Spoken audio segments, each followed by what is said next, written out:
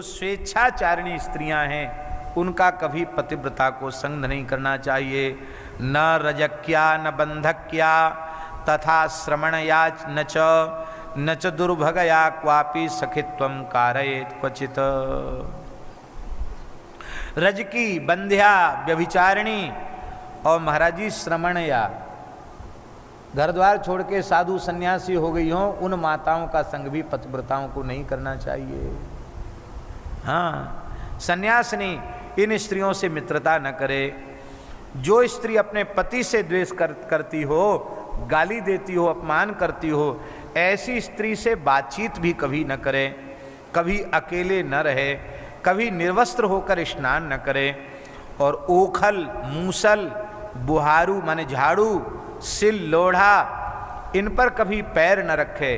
पैर छू जाए धोखे से तो हाथ से स्पर्श करके प्रणाम करे। देहली पर न कभी खड़ी होवे, न देहली पर कभी बैठे, क्योंकि देहली भगवान नृसिंह का आसन है।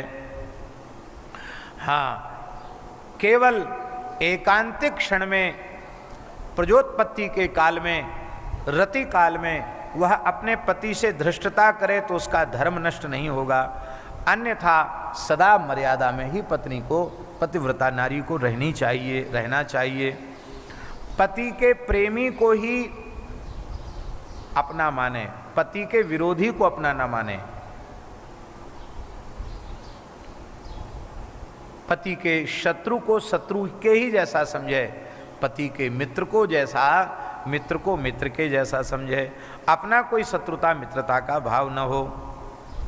अब तो महाराज रोज ऐसी घटनाएं अखबारों में आ रही हैं कि पत्नी ने अमुक से मिलकर पति की हत्या करवा दी और पति ने अमुक से मिलकर पत्नी की हत्या करवा दी।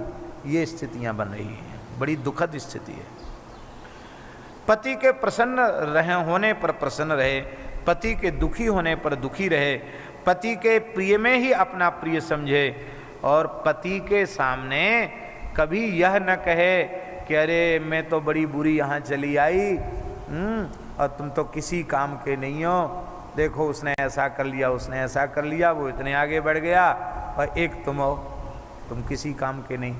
ऐसे कह के कभी पति को लज्जित न करे, सदा उनको धैर्य बंधावे और उन्हें विपत्ति में उत्तम सहयोग प्रदान करे, उनके हित की इच्छा करे। संपत्ति में संपत्ति माने, विपत्ति में विपत्ति माने। संपत्ति विपत्ति में एक रूप रहे और विकार उपस्थित होने पर भी कभी विकृत न हो, धैर्य धारण करे। घी, नमक, तेल आदि के न होने पर पतिव्रता स्त्री पति से नहीं है ऐसा न कहे, कुछ स्टॉक में छिपा के रखे। हाँ, ये भी लिखा है। माने दो तरह का सामान, एक कुछ गुप्त जिसको उसी को पता हो, एक कुछ रसोई घर में रखा हुआ सामान है। इस प्रकार से वो करे और किसी असाध्य काम में पति को न लगावे कि नहीं ये काम तो आपको करना ही पड़ेगा। पति कहे महाराज मेरी हिम्मत नहीं है करने की, अरे कोई बात नहीं, चढ़ जाओ सूली पर, भगवान भला करेंगे, ऐसा उसको कभी ऊपर न चढ़ावे। ठीक प्रेम से जो काम वो कर सकते हो अच्छी प्रकार से वैसे ही काम में लगावे। और ब्रह्मा, विष्णु और शिव इनसे भी अधिक महत्व अपने पति को दे, अर्थात उनको इस रूप में देखे। विधेर विष्णोद हरात बापी पत्रे को दिको मता, त्रिदेवों से भी बढ़कर हमारे लिए पति है, ऐसा माने। पति को साक्षात शिव रूप माने, परमात्मा का स्वरूप माने।